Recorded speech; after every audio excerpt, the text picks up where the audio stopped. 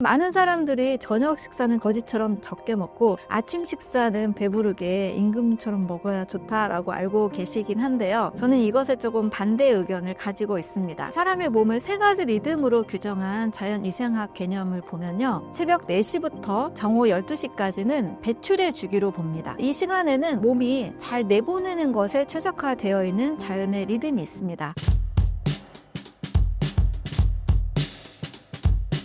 당뇨가 위험한 이유는 무엇인가요? 당뇨하면 당뇨 자체보다 당뇨 합병증을 많이 걱정을 하시죠. 당뇨병은 혈관병이다 라는 이 개념을 명확하게 이해하시면 좋습니다. 당뇨 합병증으로 무엇을 많이 걱정하시나요? 큰 혈관 질환과 또 미세 혈관 질환을 많이 걱정하십니다. 미세 혈관 질환이라고 한다면 당뇨병 생기면 합병증으로 이제 발에서부터 이제 혈관을 통해 영양 공급이 되지 않다 보니 그 주변에 이제 조직이 괴사가 일어나고 썩게 되는 거죠. 또 눈도 망막 반성이 일어납니다.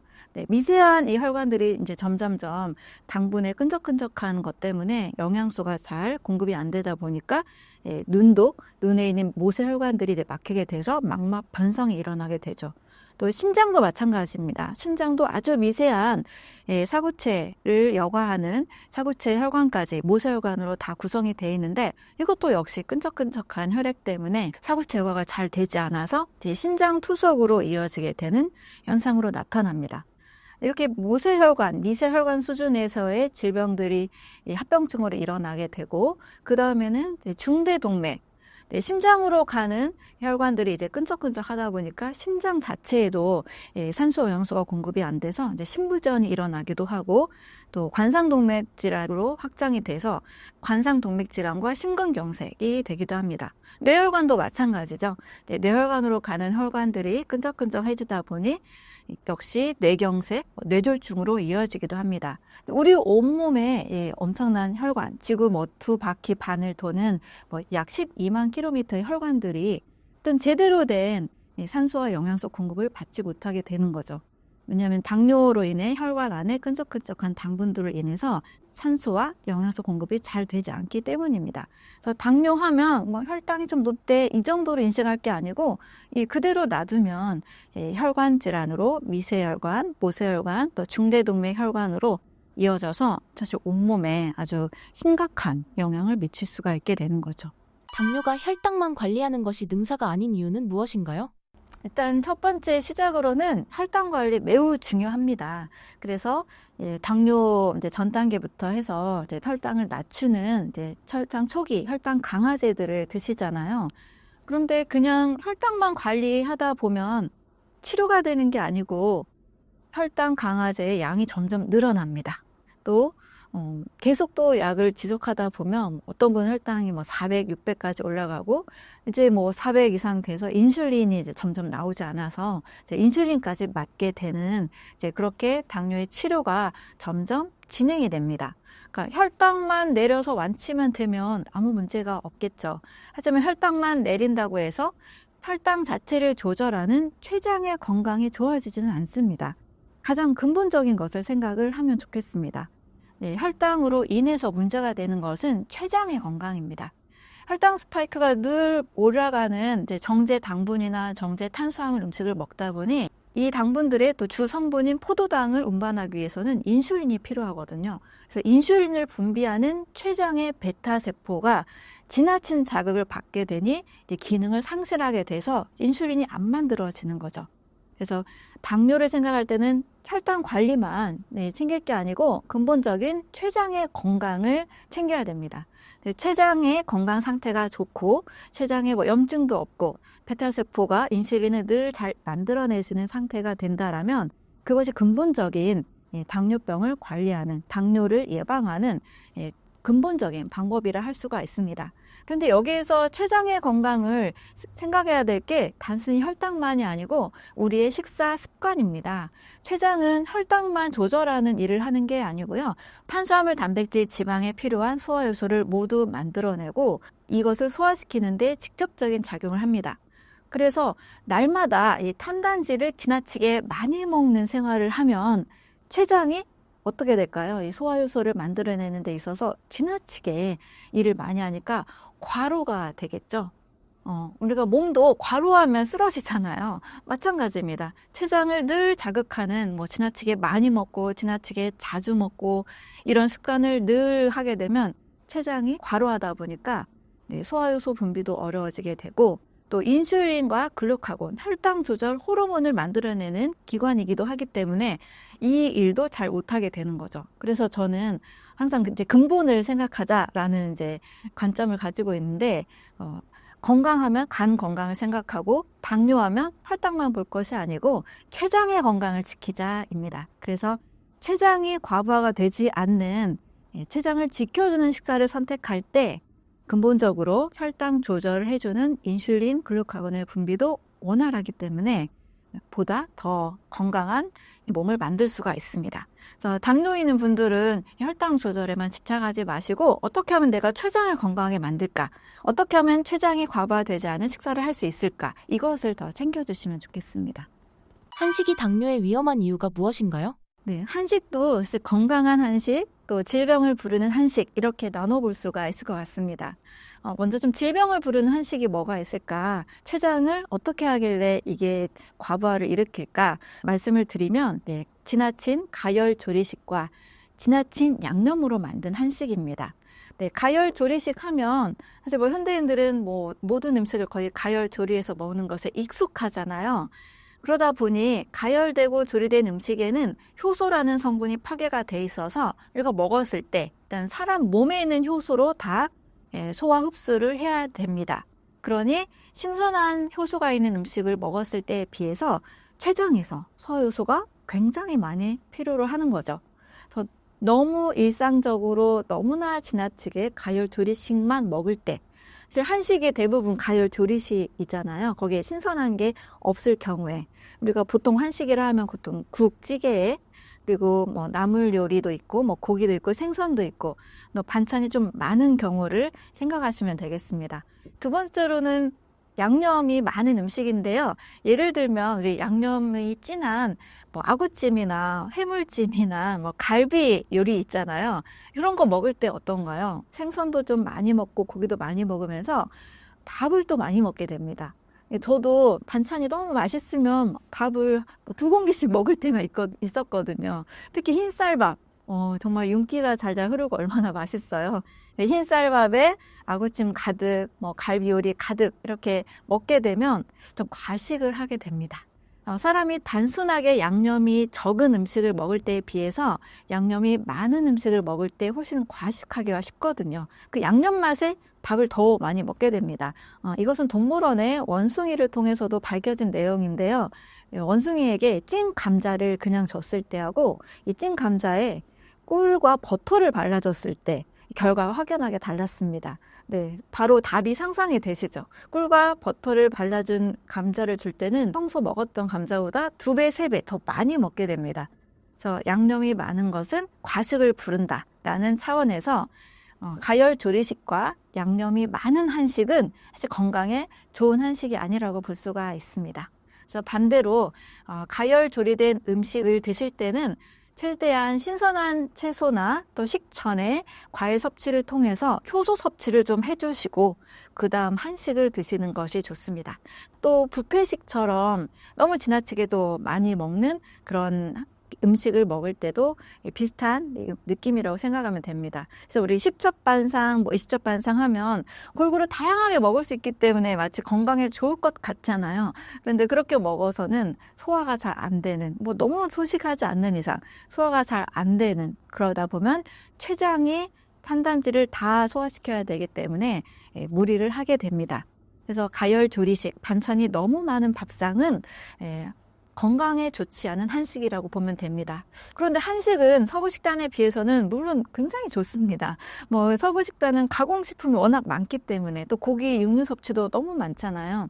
그래서 건강에 좋은 한식은 사실 단순한 밥상입니다. 옛날 우리 조선시대 보면 임금님 밥상과 노비 밥상이 달랐잖아요.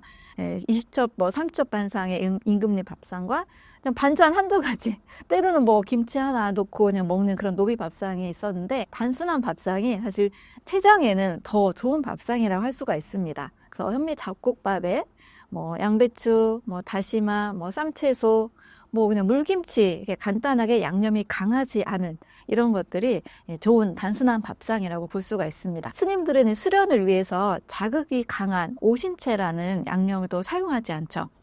그래서 그렇게 좀 자연의 식재료 맛을 살린 양념이 진하지 않은 그런 사찰 음식 정도의 수준이라면 정말 우리 몸에 좋은 한식이라고 볼 수가 있습니다. 당뇨 관리를 위해 췌장을 보호하는 식사법에는 어떤 게 있을까요? 췌장을 보호하는 식사로는 효소가 풍부한 식사와 간단한 조리가 몸에 좋습니다. 제가 팔당만 볼 게 아니고 췌장에 과부하를 주지 않아야 된다라고 말씀을 드렸는데요. 당뇨 환자들에게 저는 저당도 과일을 꼭 추천을 합니다. 네, 과일 하면 다 당만 보잖아요. 참 너무 안타까워요. 네, 과일하면 당이 전부가 아니고 불과 많아야 15%인데 쌀밥보다도 더 당분이 적은 과일을 왜 그렇게 무서워할까? 네, 참 안타깝습니다. 네, 당뇨 환자들도 쌀밥도 드시고 뭐 떡도 드시고 뭐 국수, 칼국수도 심지어 드시잖아요. 네, 이 음식들보다 절대적으로 안전한 게 바로 과일입니다. 그래서 특히 당분에도 불안하시니까 고당도 과일, 잘 익은 바나나나 파인애플, 망고 이런 거는 제외하시고 사과, 키위, 블루베리, 딸기, 귤, 오렌지 이런 과일들은 저당도 과일입니다. 이 저당도 과일 속에는 췌장 건강에 도움이 되고 또 산화를 막는 식물 영양소, 또 다양한 비타민, 미네랄 성분들, 또 인슐린의 민감도를 살려주는 여러 미네랄도 많기 때문에 저당도 과일을 꼭 아침 식사로 드시는 거 추천을 드립니다. 그래도 당분이 나는 요만큼 있어도 불편하다 그럴 때는 과일과 소화가 잘 되는 채소 샐러드를 같이 해서 드시면 채소 성분도 영양소를 가지고 있고 효소가 있기 때문에 췌장 건강에 도움이 될 수가 있습니다. 내분비 분야에서 유명한 임상 내분비학 저널에서는 하루에 2번 이상 생과일을 섭취한 사람들이 하루에 0.5번 이하로 과일 섭취를 한 사람들에 비해서 인슐린의 민감도가 36% 이상 상승됐다라는 연구 결과가 있습니다. 일본의 국립암연구소에서도 생과일을 섭취한 사람들이 당뇨병에 걸릴 확률이 26% 이상 줄어든다라는 이야기를 했습니다.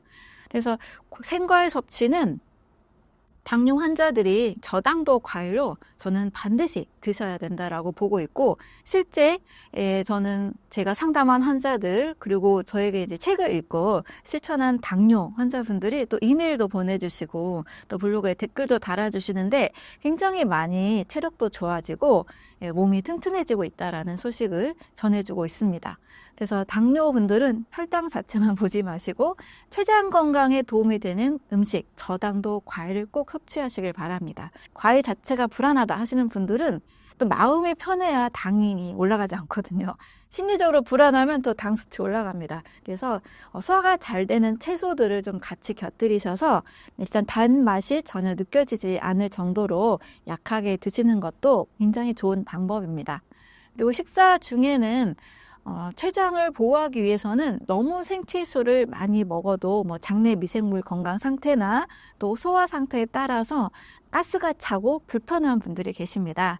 그래서 어느 정도의 생채소는 약간만 드시고 익힌 채소나 채소찜이나 채소 볶음을 통해서 익힌 채소를 드시는 것을 추천을 드립니다. 또 이제 채소 볶음에는 약간의 견과류도 같이 해주신다면 혈관 건강에도 탄력도 생기고 염증도 줄여주는 효과가 있습니다. 네, 당뇨나 모든 질병들은 다 염증을 가지고 있다고 보시면 됩니다. 그래서 염증을 완화시키는 오메가3가 풍부한 견과류나 씨앗류 섭취를 해주시고 또 혈관의 탄력성, 또 활성산소도 줄여주기 때문에 견과류도 같이 드시면 도움이 됩니다. 과일을 제대로 먹는 방법은 무엇인가요? 과일은 잘못 먹으면 독이 될 수 있습니다. 2가지 잘못된 과일 식사법을 말씀드리겠습니다. 첫 번째는 식후에 먹는 과일입니다. 저는 식후에 먹으면 독이다 라고 좀 강하게 말씀을 드리기도 하는데요. 식사 중에 정말 다양한 음식을 먹잖아요. 밥도 들어있고 국도 들어있고 고기 생선도 들어있고 나물, 김치 많이 들어있는 이 위장 안에 과일이 또 추가적으로 들어오게 되면 과일의 당분과 또 몸속에 이미 들어있는 질긴 식이섬유들이 만나서 이상 발효가 일어납니다. 우리가 밖에서 발효된 음식은 좋은데 몸속에서 일어나는 발효는 사실 소화가 안 되고 있다는 것으로 이해하시면 됩니다. 그래서 몸속에서 이상 발효가 일어나면 가스가 차고 또 간 수치를 증가시키는 성분들도 만들어지기 때문에 식후 과일은 금지입니다. 이 과일을 제대로 활용하기 위해서는 식전에 드시는 것이 좋습니다. 순서만 정말 살짝 바꿔도 굉장히 좋은 효과가 있습니다.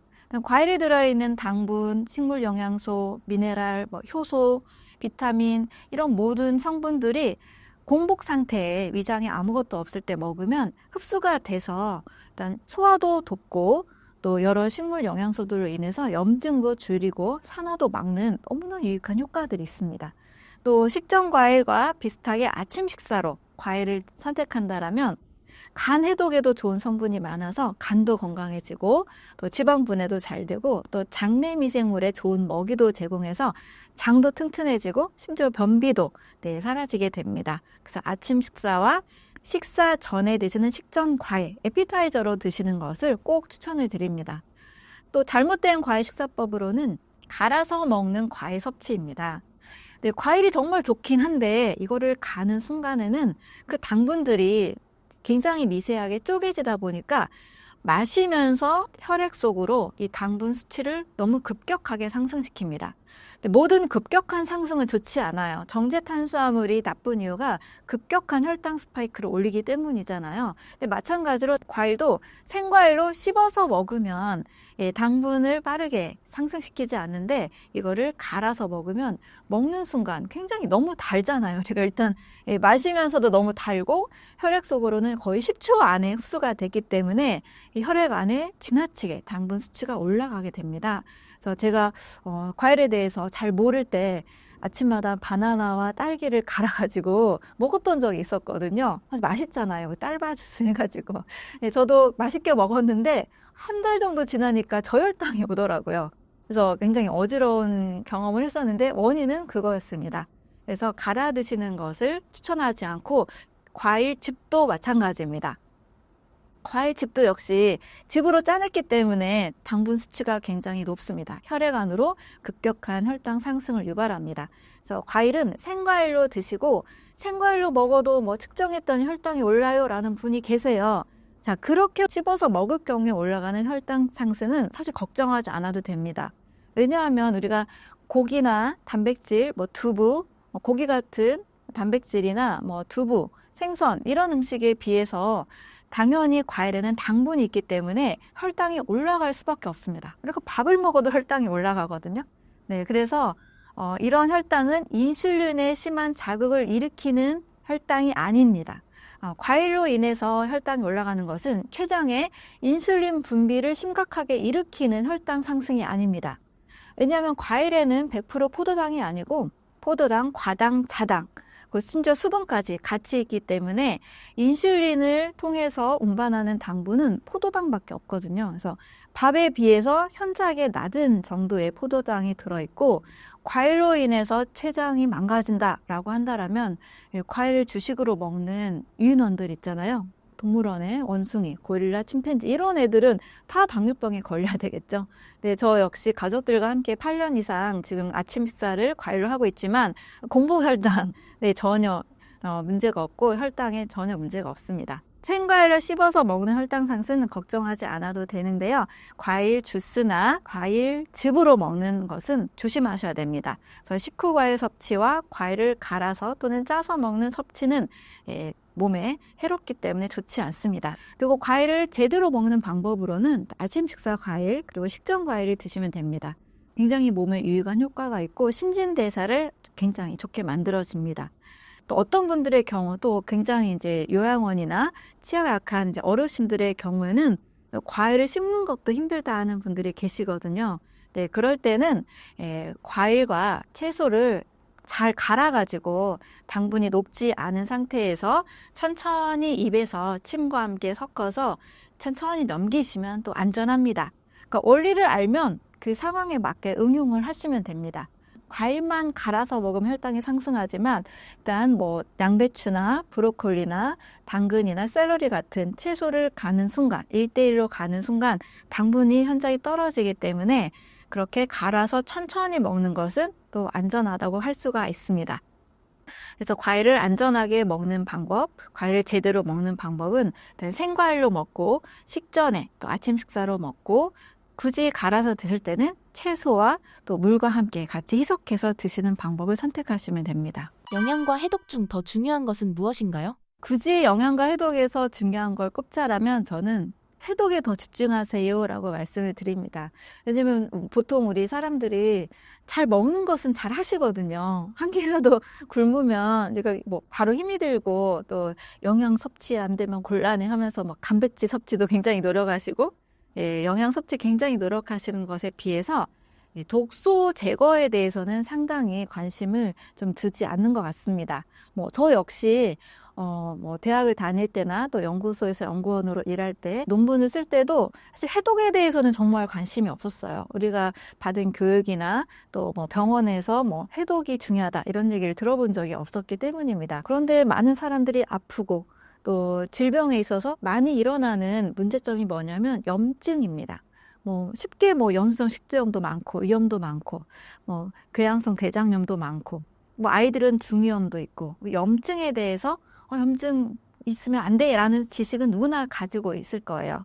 근데 염증 자체가 뭐냐면 왜 생겼을까 생각해 보면 몸에 불필요한 성분이 있기 때문에 몸에서 이걸 제거하려는 과정에서 염증 반응이 일어나는 겁니다.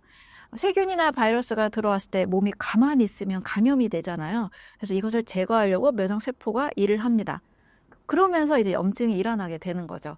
그런데 외부로부터 들어오는 세균 바이러스, 또 코로나19 같은 거 우리 굉장히 심각하게 여겼잖아요.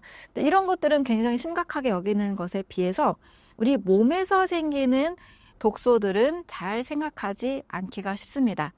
우리 몸은 음식물을 소화시키고 영양소를 흡수하고 찌꺼기를 내보내는 과정을 통해서 에너지를 만들어냅니다. 또 피와 살을 만들어내기도 합니다. 그런데 소화, 대사되고 찌꺼기를 내보내는 이 과정, 이게 바로 해독 과정이거든요. 음식을 먹으면 당연히 영양소도 만들어지지만 그 과정에서 노폐물이 생성이 됩니다. 이 노폐물을 제거하는 것에 우리가 크게 관심을 두지 않다 보니 각종 염증들이 생기는 거예요. 이게 세균 바이러스 곰팡이가 아닌 내 몸에서 생겨나는 대사 독소들, 소화 독소들에 의해서 염증이 생기게 됩니다. 그래서 보다 영양은 안 그래도 잘 하시니까 그 보다 더 중요하다라는 것을 말씀을 드린다라면 일단은 해독이 더 중요하다라고 말씀을 드립니다. 그렇지만 역시 독소를 제거하는 것도 좀 더 균형 잡힌 영양을 통해서 잘 해독이 되기도 합니다. 예를 들면 쉽게 중금속 오염이 된 경우도 수은이라는 이 중금속이 사실 한국인들 조사하면 대부분 다 오염이 돼 있는데요. 미국인들도 뭐 모든 국민들이 거의 오염이 돼 있다라는 통계도 있습니다. 저도 이제 중금속 오발 검사를 하면 수은에 거의 오염이 돼 있습니다. 일단 도시라는 환경도 그렇고 우리가 뭐 바다에서 자라는 물고기를 먹어도 거의 수은에 많이 오염이 돼 있습니다. 이런 수은도 빼내주는 작용을 하는 것이 셀레늄입니다. 알루미늄 같은 것도 보통 오염이 많이 돼 있는데 알루미늄도 역시 아연이라는 미네랄이 제거를 해줍니다. 그래서 하나의 이 독소가 중금속 같은 경우에도 제거가 되려면 좋은 영양이 들어와야 되는데 우리가 영양하면 탄단지는 많이 챙기시는데 이 탄단지를 대사하고 몸의 독소를 제거하는 비타민과 미네랄 그리고 식물 영양소나 효소 이런 영양소들은 조금 덜 챙기는 것 같아요. 그래서 탄단지 말고 영양하면 떠오르는 탄단지 말고 영양을 좀 더 대사시켜주는 이 비타민 미네랄, 조효소 같은 비타민 미네랄과 식물 영양소와 효소 이 영양을 잘 섭취하면 오히려 해독도 잘 일어나는 것을 볼 수 있습니다. 그래서 꼭 우리 일상생활에서 도시 문명에 살고 있는 분들이라면 꼭 해독에 집중을 해주시면 좋겠습니다. 소화가 중요한 이유는 무엇인가요? 네, 소화 불량은 독이다라고 제가 말씀을 드립니다. 네, 소화를 해야만 영양소가 흡수가 되고 몸에서 그것을 가지고 피와 살과 에너지를 만들어냅니다. 그런데 소화가 잘 되지 않으면 어떤 일이 일어나게 될까요? 저는 좀 이것을 와닿게 좀 설명을 드린다면 집에서 엄마가 불고기를 해가지고 식탁에 딱 두고 일주일을 그냥 지났다고 생각을 해보세요. 먹지 않고 일주일을 이 불고기가 식탁에 있는 동안에 실온에서 어떤 일이 일어나죠? 그대로 있지 않잖아요. 계속 이제 썩어서 변질되고 냄새도 나고 악취가 풍기는 이제 이런 일이 일어날 겁니다. 네, 이게 단백질이 이제 부패가 됐다라고 볼 수가 있겠죠. 이것과 똑같습니다. 우리 몸에는 탄수화물, 단백질, 지방이라는 이제 에너지원이 되는 영양소가 들어오면 소화 효소가 나와서 이것을 분해를 합니다. 탄수화물은 아밀라제, 단백질은 프로테아제, 뭐 펩신, 페시노겐 같은, 또 지방은 리파제가 나와서 분해를 합니다. 완전히 이제 소화를 시키고 각종 각 영양소들로 쪼갭니다. 뭐 포도당과 아미노산과 지방산으로 다 쪼개는데, 자, 소화 효소가 부족하면 그 쪼개는 힘이 약해지겠죠. 그러면 그 나머지는 어떻게 될까요? 이상 부패의 발효가 일어납니다. 네, 마치 불고기가 누군가 먹지 않으면 여기서 썩듯이 소화효소를 만나지 못한 탄수화물은 소화 불량의 결과 발효가 진행이 되고요. 단백질은 소화 불량이 되면 부패가 되고 지방은 소화 불량이 되면 산패가 됩니다. 그래서 소화 효소가 다 닿지 못한 이 탄단지 성분들은 내 몸에서 또 다른 독소들을 만들어낸다라고 볼 수 있습니다. 이것을 우리가 삶에서 어떤 것으로 느낄 수 있냐면 뷔페 식당을 갔을 때를 생각해 보시면 됩니다. 진짜 탄수화물 음식도 많이 먹고 단백질 고기 이런 생선도 많이 먹고 또 튀긴 음식, 지방 있는 음식도 많이 먹게 되죠. 채소도 먹고 과일도 먹고 이러다 보니까 막 뒤죽박죽 일어납니다. 인체는 굉장히 오묘하고 신비로운 점이 있는데 이 탄단지를 한 번에 소화시키는 만능 소화효소는 없습니다. 각각 하나의 음식은 하나의 소화효소에 의해서만 탄수화물, 단백질, 소화효소가 각각 다르게 작용을 합니다. 근데 이것들이 막 섞여서 들어오니까 이 만능 소화효소가 없어서 막 몸에서 잘 소화가 안 되죠. 소화불량이 일어나고 속이 더부룩하고 막 가스가 나오고 심지어 막 뭐 몸도 무겁고 머리도 무겁고 업무도 잘 집중이 되지 않는 이런 것들을 경험해 보셨잖아요. 이렇게 소화불량은 내 몸에서 독소를 만들어내는 결과로 이어지게 됩니다. 그러니까 음식을 먹는다는 것은 정말 기운을 얻고 몸 근육도 잘 만들고 에너지를 잘 생성하기 위함인데요. 이런 모든 것들이 잘 진행이 되지 않는 거죠. 그래서 소화가 너무나 중요하고 건강한 신진대사의 첫 시작이라고 볼 수가 있습니다. 그렇다면 소화에 좋은 음식은 무엇인가요? 네, 일단 소화에 좋은 음식은 최대한 자연식 식사를 하는 것이 좋습니다. 네, 자연 하면은 우리에게 제공해주는 음식들이 있잖아요. 네, 과일, 채소, 뭐 견과류, 뭐 여러 씨앗류, 뭐 콩류, 통곡식 여러 이 식물 음식도 있고 또 자연 하면은 그럼 뭐 고기는 자연이 아니냐 하기도 하는데 일단 뭐 고기나 또 생선으로 친다라면 뭐 회도 있을 수 있겠고 이렇게 자연 유래의 음식이 일단은 공장 유래의 음식, 가공식보다는 훨씬 좋습니다. 소화가 잘 되는 음식이라고 한다라면 그래도 뭐 소화 효소가 좀 더 많이 필요로 하는 게 고기, 뭐 단백질이다 보니까 식물성 위주로 일단 저는 말씀을 드릴게요. 그래서 과일류, 채소류, 콩류, 그다음에 견과류, 통곡식, 네, 요즘 버섯류, 해조류까지 조금 넓게 본다라면 이 정도의 음식을 하루에 어느 정도는 꼭 먹어줘야 됩니다. 제가 추천하는 이제 4가지 음식, 우선순위로 이걸 드시고 나머지는 좀 자유롭게 드세요라고 하루에 요거는 꼭 챙기세요라고 말씀을 드리는데요. 일단 과일류 500g. 과일 500g입니다. 하루에 필요한 뭐 식이섬유, 비타민, 미네랄, 뭐 식물 영양소들을 어느 정도 공급을 해줍니다.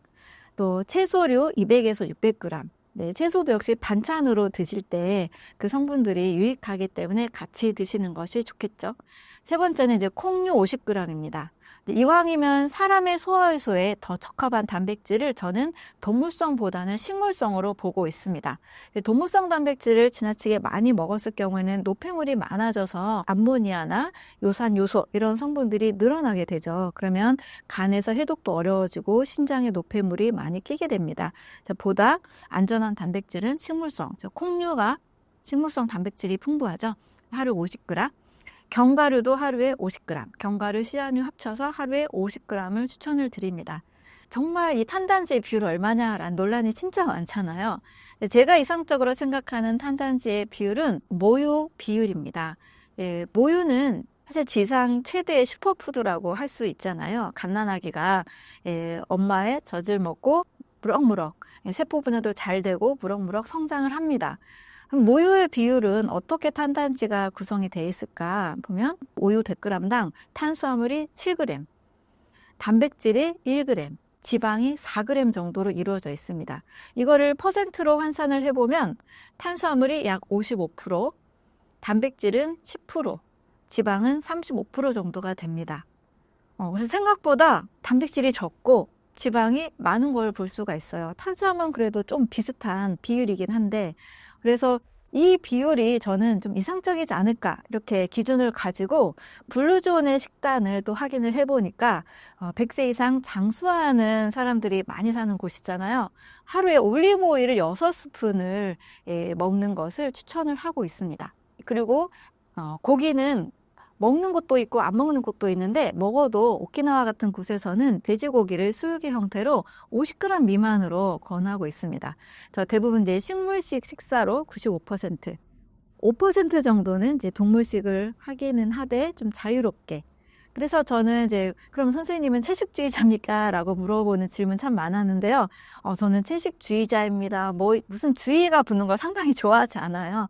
그래서 어떤 채식주의자까지는 아니고요. 다시 식물성 음식을 지향하고, 말씀드린 과일, 채소, 콩류, 견과류, 씨앗류를 지향을 하고, 고기, 생선, 계란 이런 것들은 저는 기호식품으로 먹습니다. 약속이 잡히면 대부분 먹기가 쉽기 때문에 그럴 때는 저도 크게 거절하지 않고 그냥 먹기도 하지만 집에서까지 엄청 고기를 챙겨 먹거나 그러진 않습니다.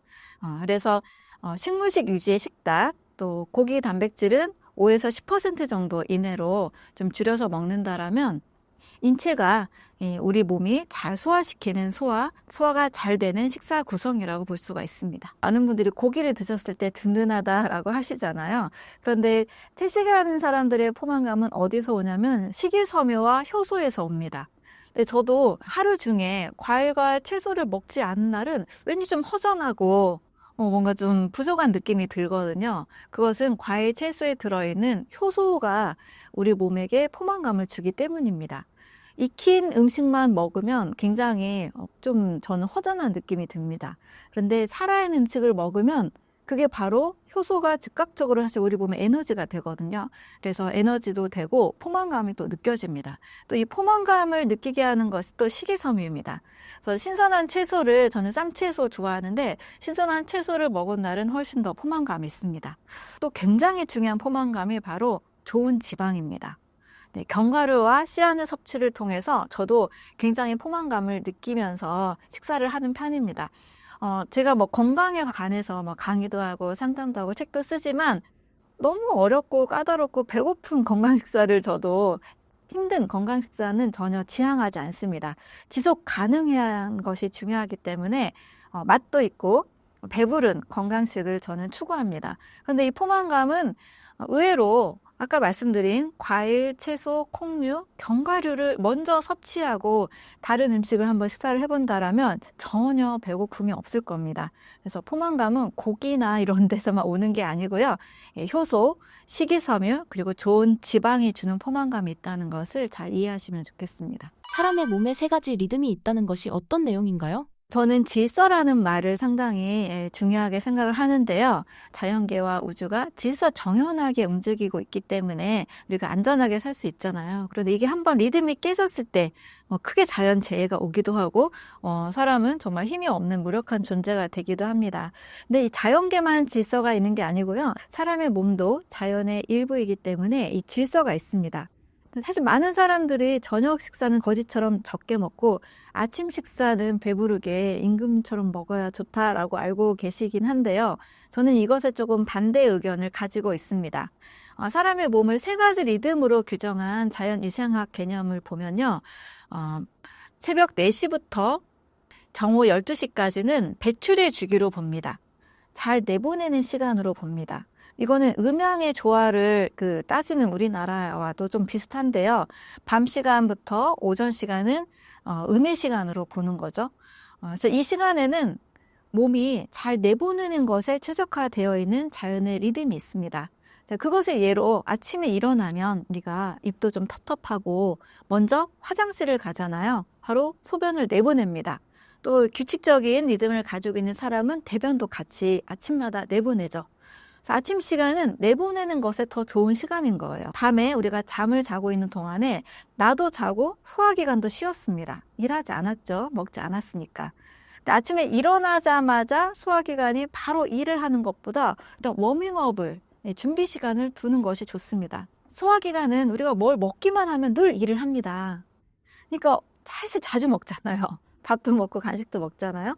그러다 보니 소화기관이 굉장히 일을 많이 하는 거죠. 낮 동안에, 하루 중에. 그런데 아침에 눈 뜨자마자 또 뭔가를 먹게 되면 소화기관이 또 일을 해야 됩니다. 그래서 저는 소화기관을 좀 오래 쉬게 하자라는 측면에서 새벽 4시부터 오전 12시까지는 배출의 시기, 소화기관이 소화효소를 분비할 필요가 없는 식사를 하는 것을 추천을 드립니다. 오전 배출의 시기에는 배출의 효과를 내는 식사가 좋습니다. 아침에 물 한 잔 다 드시잖아요. 밤새 동안 탈수가 일어났기 때문에 물을 한 잔 드시는 것은 너무 좋습니다. 그 다음에 거의 물과 같은 식사, 소화효소가 필요 없는 식사, 바로 수분이 거의 90%인 과일 식사입니다. 네, 과일은 씹는 순간 사실 수분으로 다 바로 입에서부터 바뀌잖아요. 그렇기 때문에 소화효소의 자극이 필요가 없습니다.